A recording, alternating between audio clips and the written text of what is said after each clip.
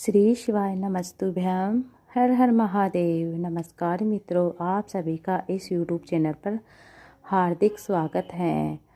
आप सभी को पता है इस चैनल पर परम पूज्य पंडित मिश्रा जी के द्वारा बताए गए अचूक उपाय बताए जाते हैं। आज हम जानने वाले हैं इस साल 2024 में जनवरी माह में पौष अमावस्या पर किए जाने वाले विशेष उपायों के बारे में।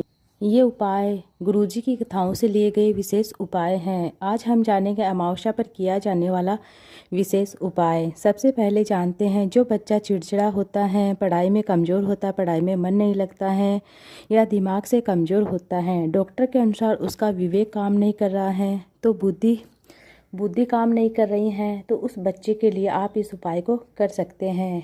उस बच्चे को 2 या 3 अमावस्या के दिन यह उपाय 2 या 3 अमावस्या जरूर करिए। यह उपाय जरूर करें। गाय जब बछड़े को दूध पिलाती हैं और बछड़े के मुख पे जो फेन आता है अर्थात झाग आते हैं, उससे यह उपाय करना है। जान लीजिए किस तरह से आपको यह उपाय करना है। उस झाग को आप किसी भी बर्तन में एकत्रित कर लीजिए, बच्चे को उस झाग को पिला दीजिए।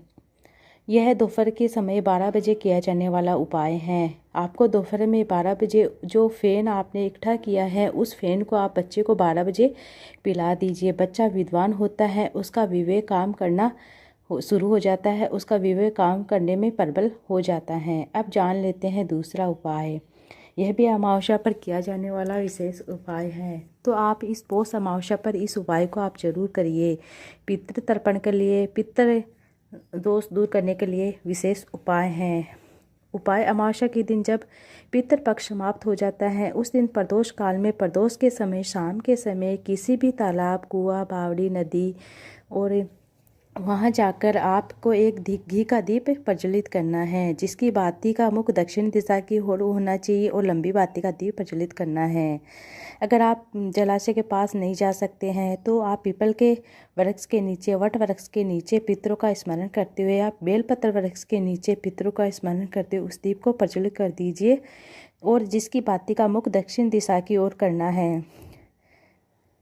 अमावस्या 16 दिन तक पितर मृत्युलोक में निवास करते हैं। भोजन के बाद वे भोजन ग्रहण करके अमावस्या के दिन पितर शाम के समय प्रदोष काल में भगवान शंकर का नाम जप करते हुए नदी, तालाब, बावड़ी, जो भी जलाशय है वहाँ पर पानी का आचमन कर पितर अपने लोक में चले जाते हैं। प्रदोष काल के समय, इस अमावस्या के दिन प्रदोष काल के समय आप इस उपाय को जरूर कीजिए। एक घी का दीप प्रज्वलित करना है, जिसे पितर आशीर्वाद देकर जाते हैं। फलो फूलो आगे बढ़ो, उन्नति करो, यह पितरों का आशीर्वाद होता है। अब जान लेते हैं तीसरा उपाय। इस उपाय को भी आप इस पौष अमावस्या पर जरूर कीजिएगा। जान लीजिए किस तरह से आपको इस उपाय को करना है। एक पात्र जल जिसमें पीला चंदन घोल लेना है, उसमें थोड़ी सी एक कलश जल लेना है, उसमें थोड़ा सा पीला चंदन घोल लेना है, उसमें थोड़ी सी काली मिर्च पीस कर डाल लेनी है। उसके बाद आप 7 बेलपत्र उसी के जल के पात्र में डाल लेने हैं। साथ में 7 वृक्ष के पत्ते भी, कोई भी वृक्ष के पत्ते हो चल सकते हैं, उस पात्र में आपको डाल लेने हैं। पूरे घर में घुमाकर साथ में जिस व्यक्ति को रोग है, बहुत रोग है, वह व्यक्ति उठ ही नहीं पा रहा है, उस व्यक्ति का स्मरण करते हुए उस जल को आप शंकर भगवान के समीप ले जाकर अर्थात किसी भी शिव मंदिर में ले जाकर उस जल को आप श्री शिवाय नमस्तुभ्यम मंत्र का जप करते हुए उस बच्चे का नाम लेकर या उस व्यक्ति का नाम लेकर आप इस जल को शिवलिंग पर अर्पित कर दीजिए, समर्पित कर देना है। थोड़ा सा जल बचाकर है पतिया शिवलिंग को चढ़ाकर थोड़ा सा जल बचाकर शंकर भगवान की चौखट पर चढ़ा देना, थोड़ा सा जल बचाकर।